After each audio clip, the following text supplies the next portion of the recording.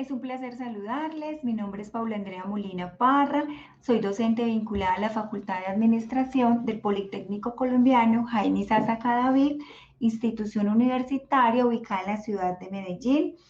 El tema que nos convoca hoy es el concepto de valor en las empresas de familia en el sector textil, confección de Medellín y área metropolitana. Eh, esta ponencia es producto o uno de los productos de una investigación que actualmente estoy liderando denominada Caracterización de las variables que inciden en la generación de valor en las pymes familiares del sector textil y confección en la ciudad de Medellín. En cuanto a antecedentes, encontramos que el concepto de empresa familiar ha generado confusión para algunos investigadores. Es común que se relacione y se tienda a confundir el término empresa familiar con familiempresa o con empresa pequeña o con empresa mediana. Sin embargo, en el mundo existen grandes empresas que son familiares.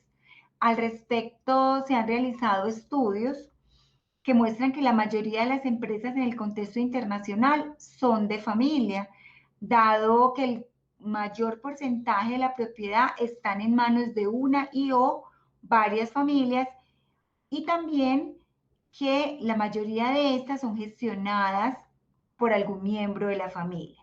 Encontramos entonces que entre el 65 y el 80% de las empresas en todo el mundo son propiedad de una o varias familias.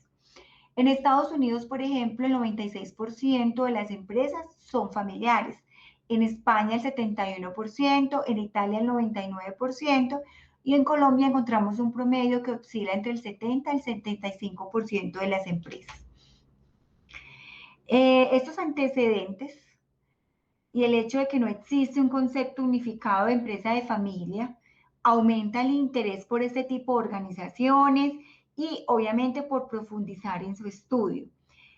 Todo con el propósito de conocer sus particularidades, las cuales pueden generar grandes problemáticas o grandes beneficios debido a la interacción que se da en su interior entre la propiedad, la familia y la gestión. Normalmente estas interacciones generan grandes conflictos de tipo económico, de tipo social, de tipo familiar, de tipo administrativo, que de alguna manera pueden afectar el crecimiento y la permanencia de estas empresas en el mercado, ¿cierto? Entonces, digamos que estas interrelaciones son las que generan unas particularidades en este tipo de organizaciones y ha causado pues gran interés su estudio.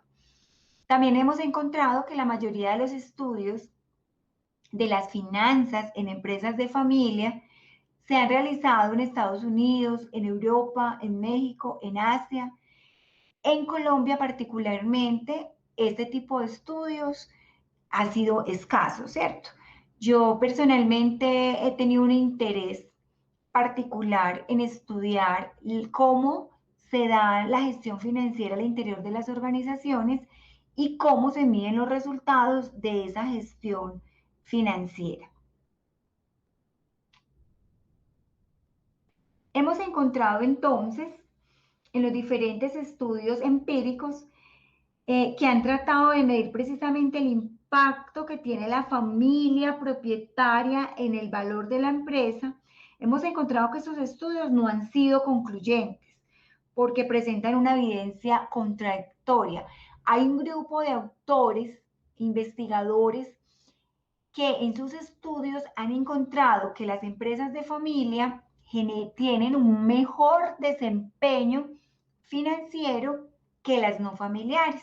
Entonces ellos han concluido que este tipo de organizaciones tienen unas características distintivas que son favorables y dada la concentración de la propiedad y la concentración de la gestión, tienen unos menores costos de agencia entre propietarios y agentes y por lo tanto obtienen un desempeño financiero superior. Esa ha sido pues como la conclusión de estos estudios que hemos revisado.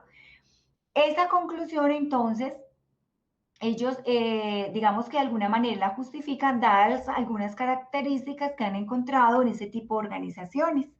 Lo primero es que ellos infieren que en las empresas de familia se toman mejores decisiones de inversión, existen mejores motivaciones e incentivos económicos, tienen menores niveles de costos contractuales y hay unos activos distintivos en este tipo de organizaciones como son la confianza, el compromiso, la reputación, el conocimiento, pues que siempre estará incorporado en los fundadores. Entonces, digamos que esa es una de las características más particulares de este tipo de empresas.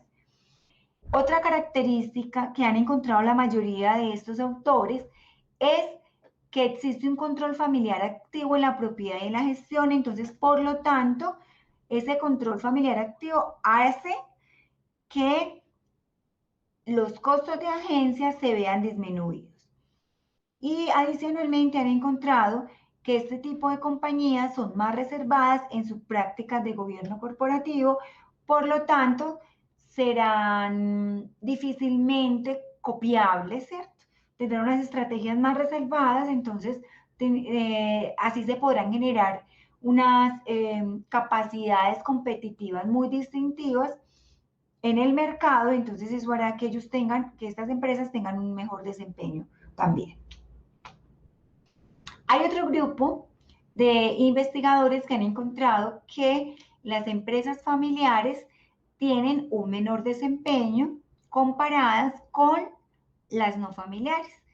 Y la conclusión a la que este grupo de autores llega es que este menor desempeño se debe a que son mal gestionadas por la falta del profesionalismo y el nepotismo de quienes la gestionan.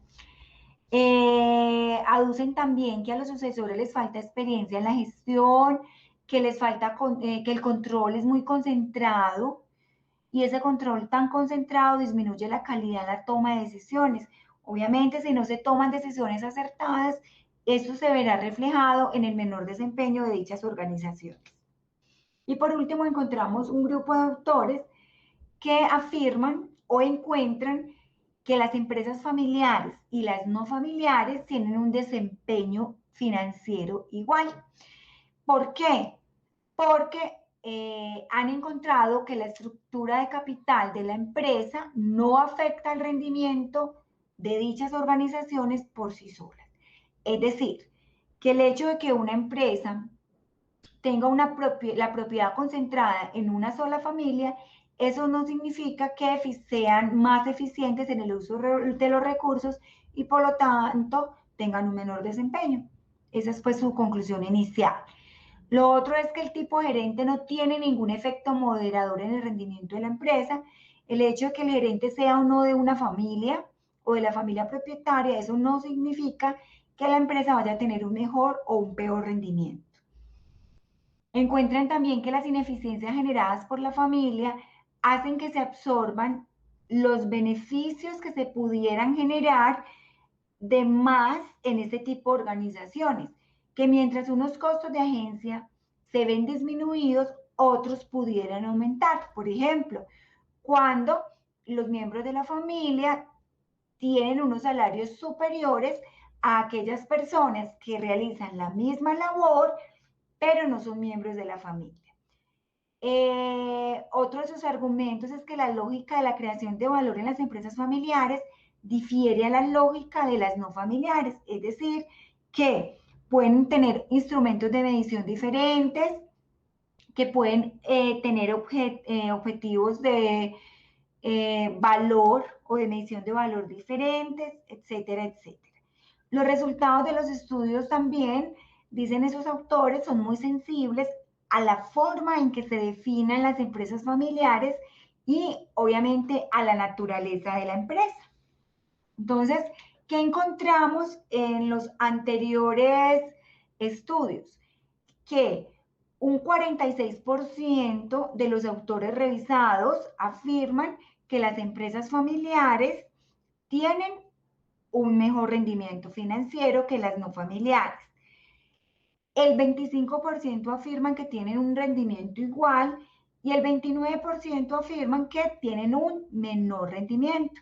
Esto evidencia entonces que hay una evidencia empírica contradictoria, que es lo que queremos resolver en este estudio, por lo menos en el sector que hemos elegido investigar. Queremos saber cómo se da la generación de valor al interior del sector textil y confección en Medellín, en el área metropolitana, específicamente en las empresas familiares.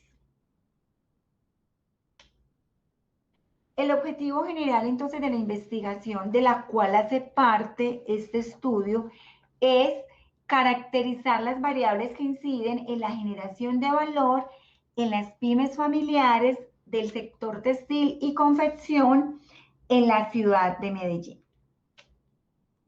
En el marco teórico entonces encontramos dos variables principales. La primera es el concepto de empresa de familia y la segunda es la generación de valor.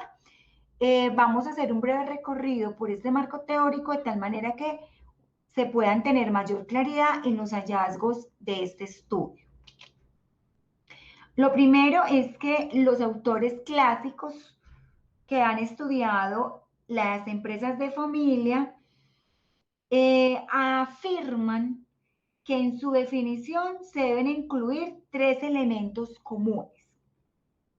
El primer elemento es la propiedad, es decir, que la mayor participación en la propiedad deberá ser de una misma familia.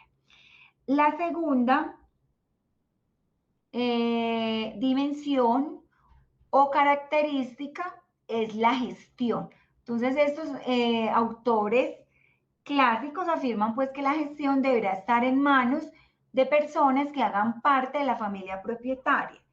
Y la tercera dimensión es la generación o lo que ellos denominan la transferencia generacional, es decir, que haya un interés en que la empresa siga siendo de propiedad de la misma familia. Sin embargo, aunque los clásicos, los autores clásicos mencionan esas tres dimensiones o esos tres elementos, se ha encontrado que no existe un consenso en la definición de empresas de familia. Se han identificado tres enfoques principales para su definición. Eso sí, podríamos hablar de tres enfoques, ¿cierto? Pero no de una sola definición. El primer enfoque es el de la participación. Este enfoque es abordado en sus estudios por la mayoría de los autores. Y dichos autores entonces definen el negocio familiar teniendo en cuenta factores tanto estructurales como factores de participación. ¿Qué quiere decir esto? Que además de estas tres dimensiones que les acabo de mencionar, ellos agregan una dimensión adicional que es el control, ¿cierto? El papel que tiene la familia en el control de las decisiones que se toman a nivel organizacional. El segundo enfoque para definir la empresa familiar es el basado en la intención. Este método se centra básicamente en la visión que tiene la familia del negocio y describe su esencia en cuanto a la finalidad que tiene la familia en el mantenimiento del control. Entonces, una de las características es que la familia tenga el propósito de mantener el control de la organización. Otro elemento, otra dimensión de este enfoque es el comportamiento empresarial que muestre la familia dentro del negocio y por último, la creación de valor. Entonces, este concepto, miren, aquí empieza a aparecer el concepto de creación de valor, que muy probablemente no estemos pensando o dentro de las organizaciones familiares no estén pensando en la creación de valor económico solamente, sino en la creación de valor diferencial para los miembros de la familia. Hay un tercer enfoque, el FP, familia, poder, experiencia y cultura. Este enfoque lo que busca medir es a través de la escala o de esta escala la influencia de la familia en el negocio como una variable continua, conformada precisamente por tres grandes dimensiones, ya les mencioné, poder, experiencia y cultura. La dimensión de la influencia del poder de la familia se mide entonces por la propiedad, la gobernanza y la participación que tiene la familia dentro de la gestión. La experiencia se busca medir a través de la contribución que tienen los miembros de la familia en la gestión y conocimiento de dicha organización. Y por último, encontramos entonces la variable o dimensión cultura, que lo que busca es evaluar el grado en que los valores familiares y del negocio se superponen entre sí. Es decir, qué tan arraigado está el compromiso de la familia con la empresa. Entonces, esos son los tres principales enfoques que se han encontrado en la literatura acerca de los conceptos de empresa de familia. En esta investigación, entonces, como no hay un criterio unificado, quisimos tomar elementos de los diferentes enfoques y nos atrevimos a definir la empresa de familia que para nosotros digamos que se recoge en este concepto. Entonces decimos que una empresa de familia son aquellas organizaciones donde una familia posee como mínimo el 51% de la propiedad, que algunos de sus miembros hacen parte de la gestión con la participación en cargos directivos y ejecutivos y hacen parte del control de la empresa mediante su participación en órganos de gobierno y en los procesos de la toma de decisiones, con la visión de darle continuidad, obviamente, al negocio. Entonces, si ustedes revisan, allí hay diferentes elementos de los tres enfoques que les acabé de describir. En cuanto a la generación del valor, nosotros en finanzas definimos dicha generación de valor como una contribución positiva a la inversión que se haga en determinado momento. ¿Y qué es esa contribución positiva? Se refiere a que a los inversionistas se les entrega una rentabilidad superior a lo mínimo que ellos esperan de esa inversión. Es decir, que ellos esperan que su riqueza día a día se vea acrecentada, que cada día entonces se les esté generando valor por cada peso que ellos invierten en cualquier proyecto de inversión que se les presente. Hay entonces diferentes indicadores que permiten medir la generación de valor al interior de las organizaciones, ¿cierto? Esos indicadores los pudiéramos entonces clasificar en tres grandes grupos: indicadores contables, indicadores de mercado y los indicadores de gestión de valor.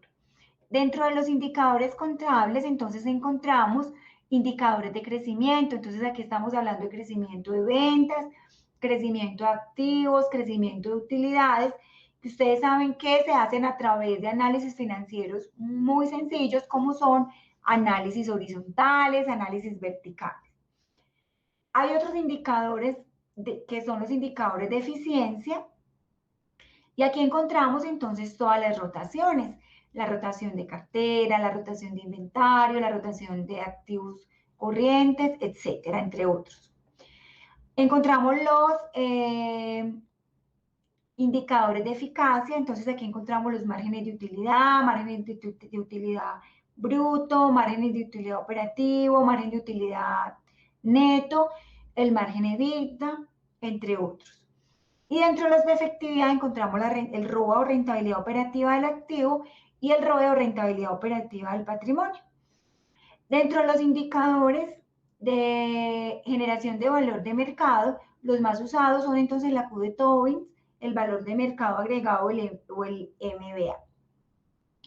Y dentro de los indicadores de gestión del valor, encontramos que el más usado de todos es el valor económico agregado, o más conocido como el EVA.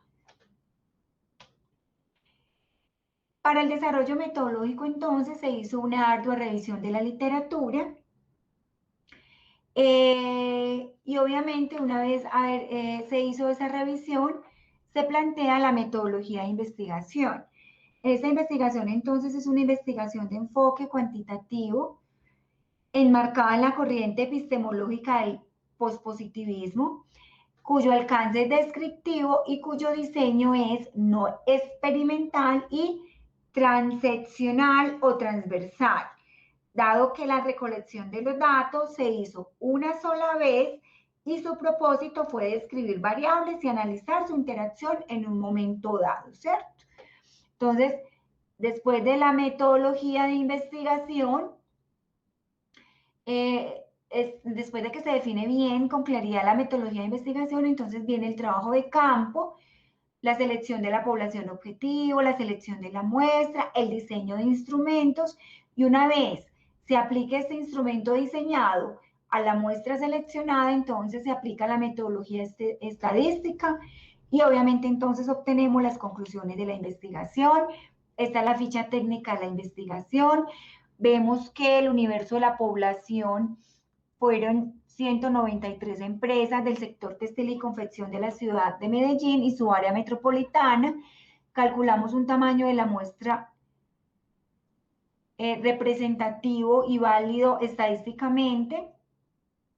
Este tamaño de la muestra entonces está representado por 97 empresas.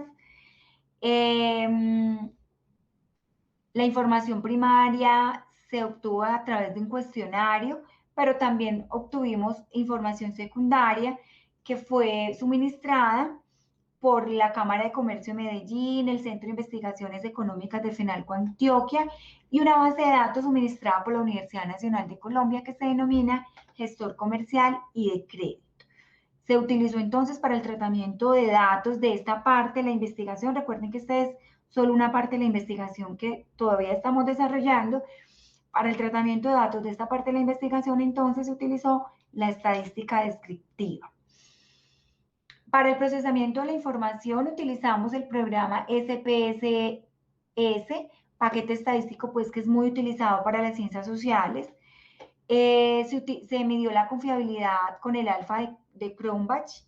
Se midió la validez de contenido, de expertos, de constructo y análisis de factores. Y para lograr la objetividad del instrumento, se estandarizó el instrumento a través de la aplicación de la encuesta y en el análisis, pues, de la información.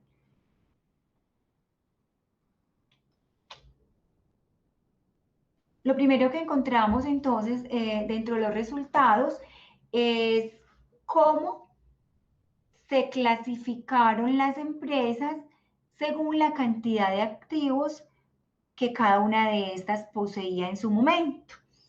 Esta clasificación se utilizó porque así se clasifican las empresas en Colombia, o por cantidad de activos totales representados en salarios mínimos mensuales legales vigentes o por número de empleados, ¿cierto? Pero aquí lo hicimos por cantidad de activos.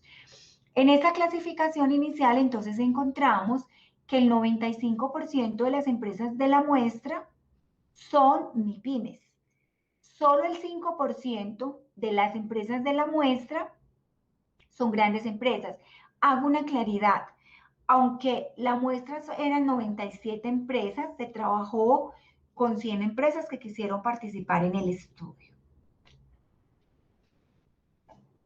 ¿A qué actividad principal se dedican las empresas de la muestra? Encontramos que hay dos grandes actividades a las que se dedican.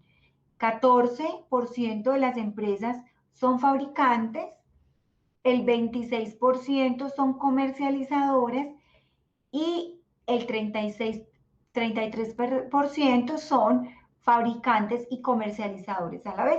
Entonces, digamos que estas tres actividades son las que convocan o las que agrupan la gran mayoría de las empresas de la muestra.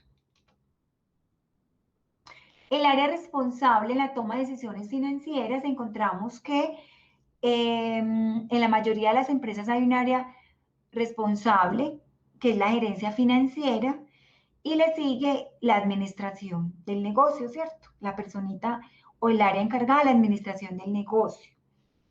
Las demás empresas, pues, se distribuyen entre las opciones que se les dio. Incluso hay unas empresas, el 9% de las empresas del estudio, que no han creado un departamento en particular para este tipo de decisiones financieras, pero sí existe un empleado responsable de tomar las mismas sin determinar de a qué área pertenece, ¿cierto?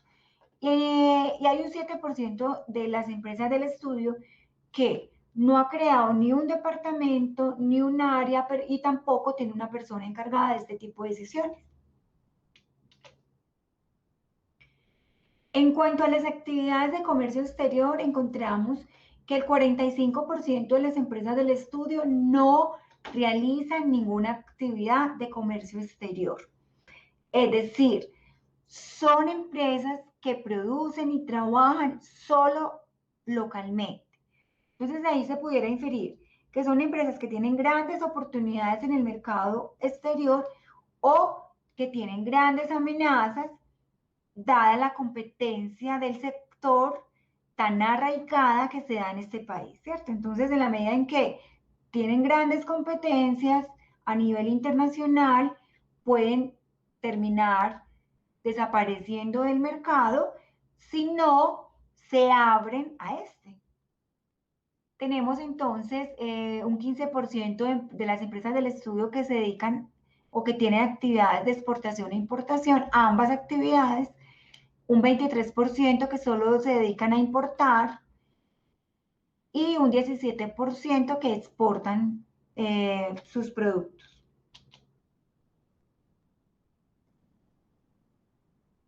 En cuanto a los elementos que definen las empresas de familia como empresas de familia, valga la redundancia, encontramos lo siguiente, que 78 empresas de las 100 analizadas tienen la participación de la familia en el patrimonio superior al 51%. De esas 78 empresas, entonces, que tienen una participación muy significativa en el patrimonio, encontramos que 15 participan en el comité de dirección, 60 de esas 78 empresas tienen como gerente a un miembro de la familia propietaria, 70 de esas 78 empresas tienen miembros de la familia en cargos directivos, 31 de esas 78 empresas tienen una participación de la familia en la junta directiva, 28 tienen dentro de su junta directiva que el presidente hace parte de la familia propietaria y 74 de esas 78 empresas tienen una visión de darle continuidad y sucesión al negocio. Si se hace un cruce de todos estos componentes o de todas esas características, pudiéramos entonces concluir que el 70% de las empresas de la muestra son familiares. En cuanto a la medición de la generación de valor en este sector, dicha variable entonces se midió teniendo en cuenta dos aspectos. El primero fue explorar un poco acerca de los indicadores que dichas organizaciones utilizan para medir la generación de valor, que es lo que vemos precisamente en esta diapositiva. En la siguiente, entonces, vamos a darnos cuenta la importancia que estas empresas le dan a las distintas concepciones de la generación de valor que ellas pudieran tener en su interior. Y por último, el segundo elemento pues, que se midió en cuanto a la generación de valor fue el valor económico agregado en cada una de las organizaciones de las cuales se pudo obtener información financiera. Entonces, ¿qué encontramos en esta diapositiva?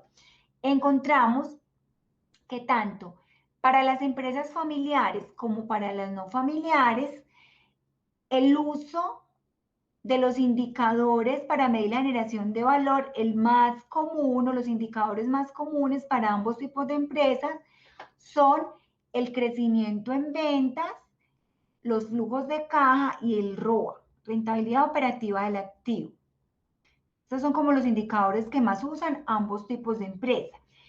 También encontramos que el 20% de las empresas familiares no mide la destrucción o la creación de valor. Digamos que esto se pudiese considerar como una debilidad de este tipo de organizaciones en cuanto a la gestión financiera. Es importante que se vuelva usual y que periódicamente se esté midiendo la destrucción o la creación de valor dentro de las organizaciones, porque recordemos que este constituye el objetivo básico de cualquier organización, especialmente el área financiera, ¿cierto? Generar valor para los inversionistas. Encontramos entonces también un bajo uso de indicadores de gestión de valor como son el EVA, el CBA, el MBA, el CEFROI, y especialmente en las empresas familiares hay un muy bajo uso de este tipo de indicadores, entonces habría que incentivarse pues el uso de este tipo de indicadores que permiten de alguna manera gestionar el valor dentro de las organizaciones. En cuanto a los objetivos de generación de valor que yo les mencioné, fue digamos que otra característica que quisimos medir.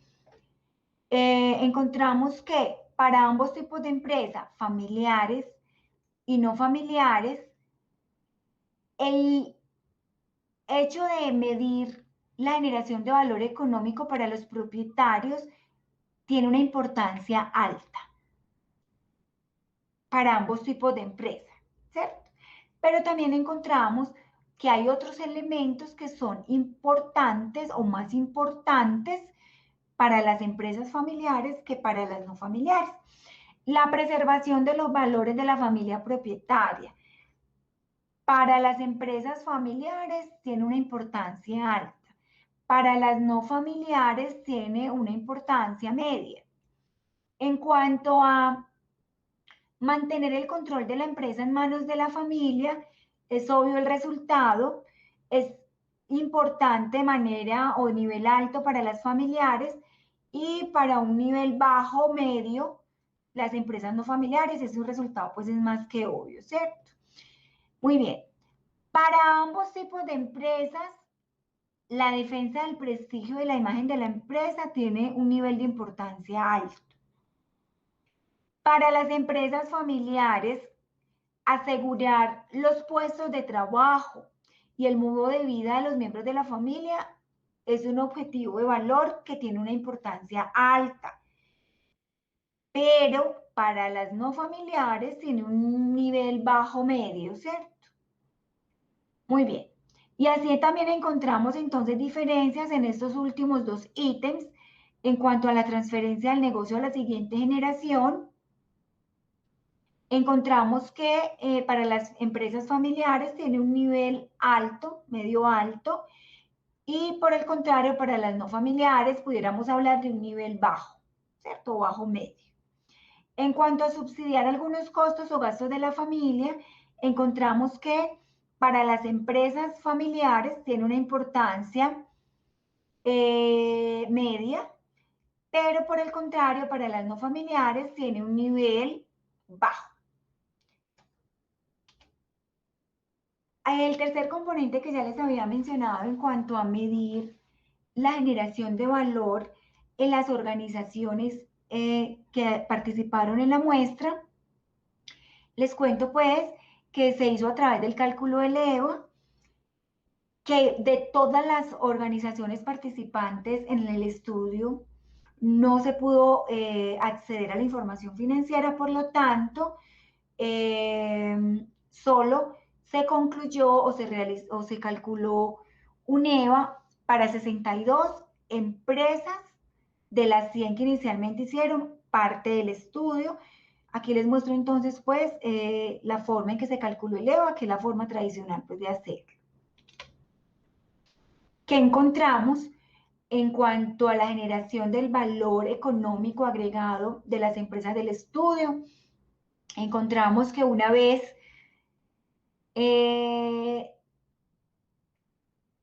digamos que se realizaron los diferentes análisis, obtuvimos el último histograma sin valores atípicos, es este que les estoy mostrando aquí, que encontramos que las 62 empresas participantes en esta parte del estudio, solo 6 generan valor, el resto destruyen valor para los inversionistas.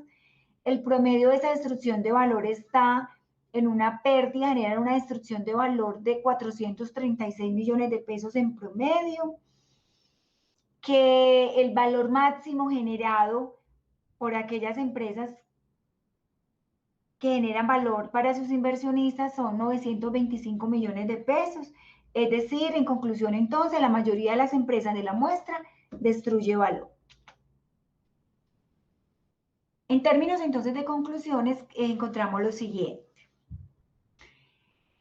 En cuanto a analizar las investigaciones empíricas que se han realizado a nivel internacional sobre la relación que existe entre la participación de la familia en el negocio a través del patrimonio, la gestión y el control y la rentabilidad de la empresa y o generación de valor, encontramos que no existe un concepto unificado de empresa de familia, que la utilización de sus criterios de demarcación difusos hacen que los diferentes estudios sean difícilmente comparables, que esta falta de definición única de empresa de familia a nivel nacional e internacional se puede convertir en el principal obstáculo para la investigación en empresas de familia, más aún aquí en Colombia, donde no existe una definición ni una clasificación oficial de empresas de familia.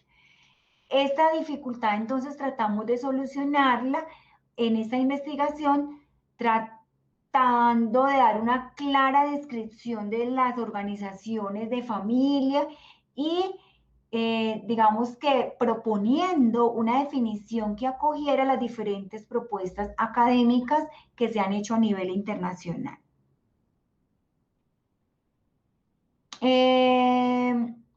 También se encontró entonces que uno de los principales alcances del presente estudio es precisamente demostrar que no existe un acuerdo entre los académicos, ¿cierto? Que aunque no se encontró un consenso en los estudios revisados, se están abriendo caminos a otras investigaciones, a otros investigadores, para que con mayor profundidad se permitan diferenciar las estrategias y las medidas adecuadas para este tipo de negocio, ¿cierto?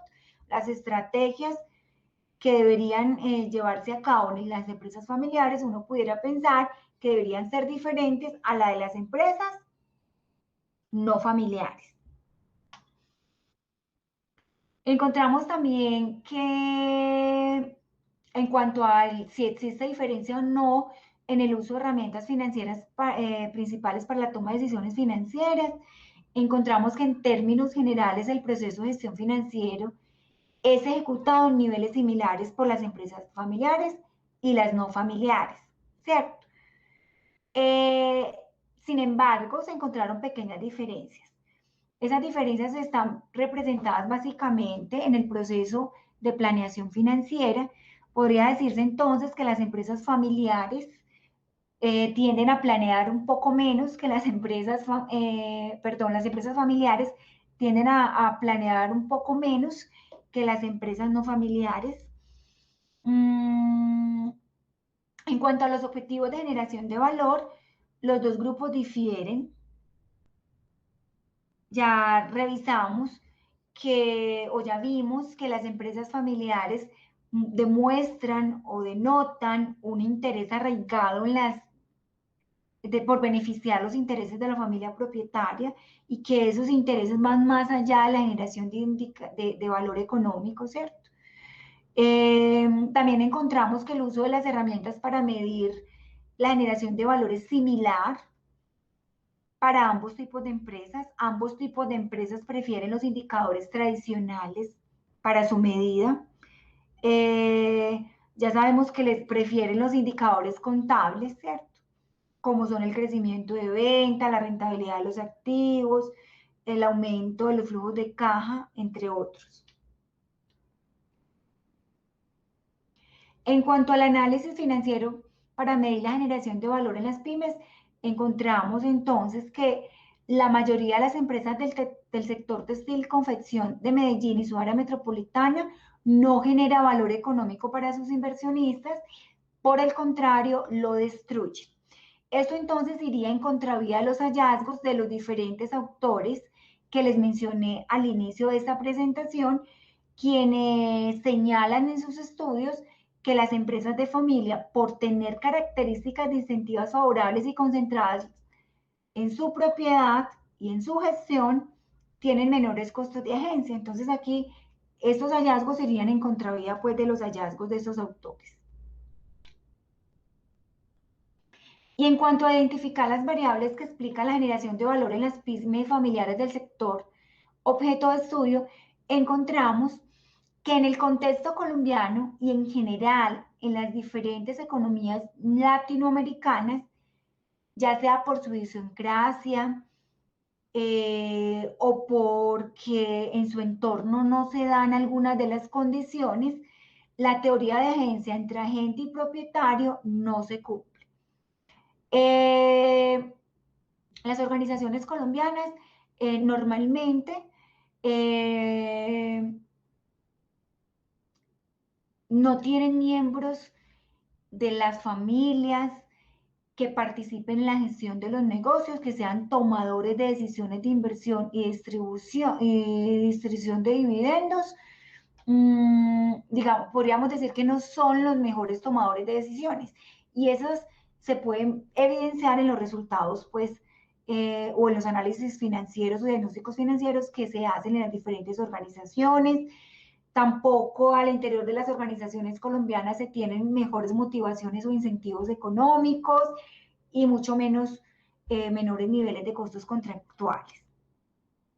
Los resultados de este estudio entonces parecen reforzar los hallazgos de aquellos autores que afirman que no existe diferencia en el desempeño financiero de las empresas familiares y no familiares, dado que la concentración de la propiedad y el tipo gerente no explica o no afecta de manera directa al rendimiento, ¿cierto? Además, porque las ineficiencias generadas por las familias, los conflictos que se dan entre la familia y la organización, al interior de este tipo de organizaciones, de alguna manera balancean los resultados que se dan en esas empresas. Es decir, mientras los costos de agencia entre propietarios y agentes se ven disminuidos, otros costos de agencia se podrán incrementar. Estas son pues como todas las conclusiones generales de nuestro estudio. Como recomendación entonces, para futuras investigaciones, recomendamos que se consideren elementos en otras investigaciones como son las condiciones del entorno, la formación profesional de los tomadores de decisiones, la formación académica, el conocimiento que tienen dichas personas del mercado, es decir, que hayan otras variables que enriquezcan este tipo de investigaciones.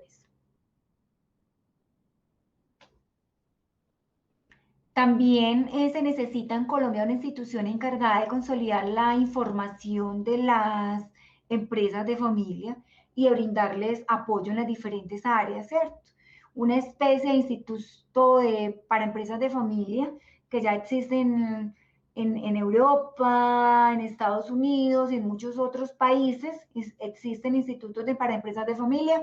En Colombia no lo tenemos.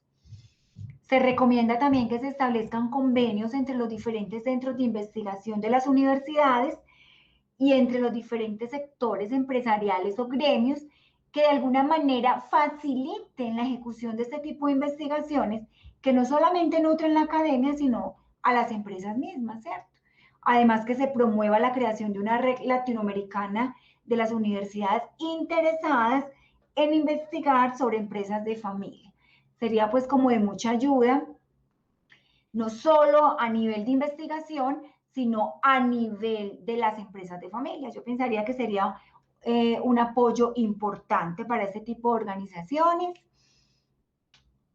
Bueno, mil gracias por la atención. Ahí les dejo mi correo electrónico por si tienen alguna inquietud al respecto. Igual recuerden que también en el Congreso se pueden dejar todos los comentarios, las observaciones y las inquietudes que tengan de esta presentación. Nuevamente, mil gracias por la atención prestada.